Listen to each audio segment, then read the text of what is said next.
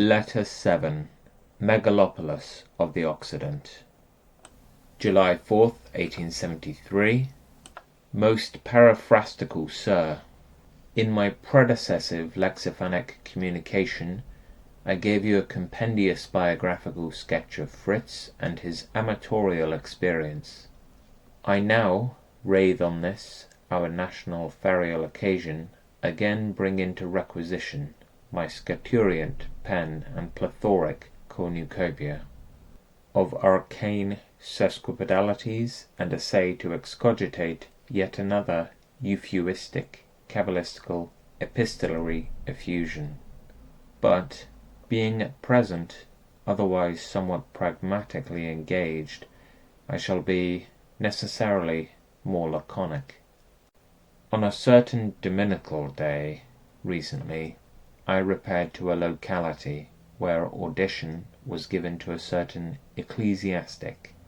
The conflux was ample. The precentor or accenter of the quiristers inchoated the initial sonata with too much altitude of intonation, which produced considerable raucity in his guttural orifice before its termination, especially during the antiphon.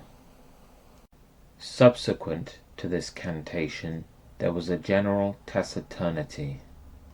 He was auricumus, and his countenance was saturnine. His aspect was juvenile, his corporeal structure was gracile. His nasal protrusion, or olfactor, possessed singular tenuity, and cacuminated astoundingly. His theme was aspirance. In his exordium, or catastasis, he was somewhat tranquil, but not didascalic. In a brevity of time, however, he became stentoriphonic and spumous in his oral aperture. His sputations became frequent, and his palpable and ciliary organs gained indescribable celerity.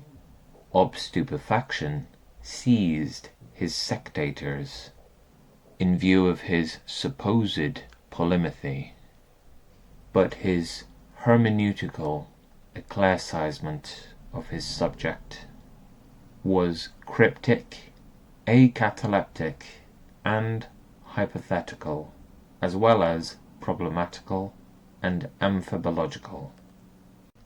His ambilogy, altiloquence, and largiloquence exsuscitated my erision.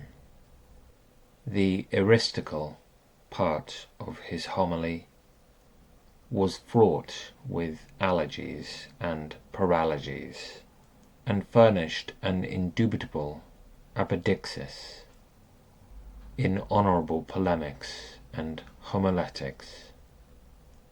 Towards dissentients he evinced such discourtesy and displacency as exacerbated my interior nature. When his course was zetetic, he propounded the most amphagorical and extraneous interrogations, and his responsions thereto were chimerical, catachrestical, and totally irrelevant. In his vociferations there was occasionally a subcutaneous dysphony, seldom euphony, but the most cruciating cacophony. As to his supernal entheasm, he laboured under a Muggletonian hallucination altogether. His Samosination had already transcended compendiosity, and yet he appended a platitudinous peroration, in which he primarily inveighed against Pyrrhonism, that is becoming so temerarious in this age.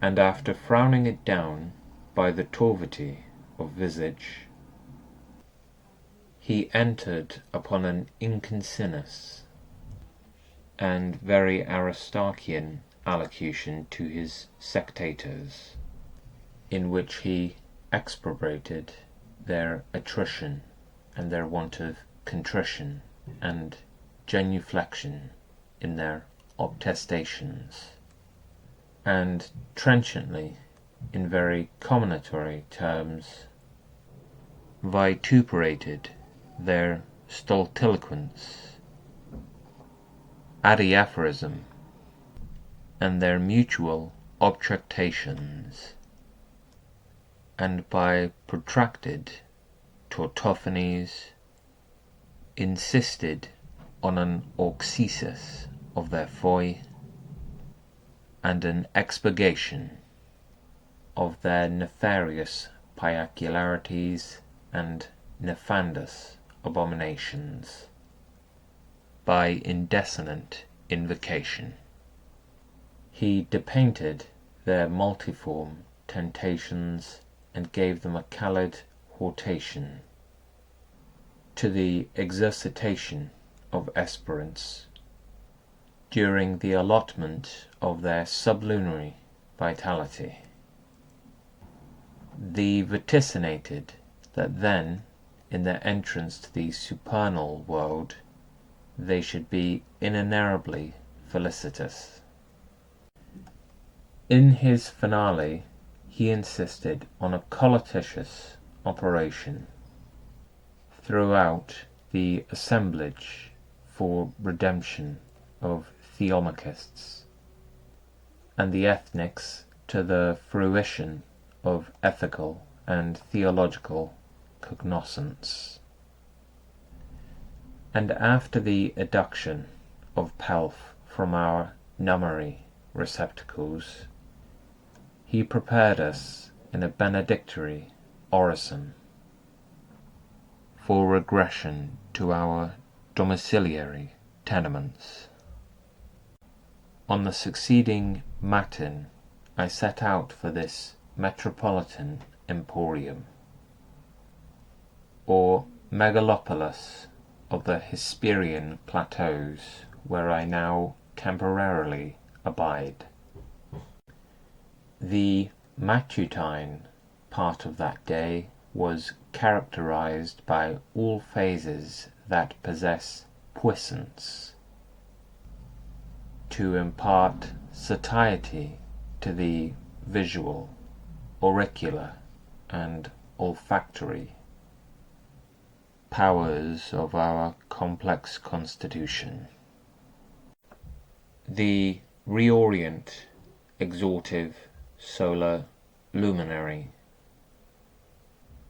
in his emanation or exurgence from the oriental Margaric portals, cast luculent, rayonant coruscations into the innubilous azure concavity, and his effulgent, candent ascension coerced the subterrene seminal and radical deposits to pullulate and diffuse vernal viridity over nature's undulating surface. The sylvan regions, or rather nemerous and arbuscular riparian boskages, were replete with the most mellifluent canorous cantations of the pennated tenants of the aerial regions, the herbaceous, graminaceous, and floriferous foliage, having been humectated and made rorifluent by nocturnal irrorations, emitted the most grateful ambrosial redolence. My functions are now emporetical, amanuensical, and brachographical. I am quite negotiously engaged and somewhat a linknabite. As a nullity to abide here coerces me, and moreover, since la remuda de pastos hace becerros gordos, I shall perhaps, during the autumnal season, resume my multivagous and mundivagant perorations, which may eventuate in my transfurtation of the Pacific Ocean and circumnavigation of this terrene, till which time I shall remain your conterraneous contemporary, Ivan. La critique est aisée et l'art est difficile.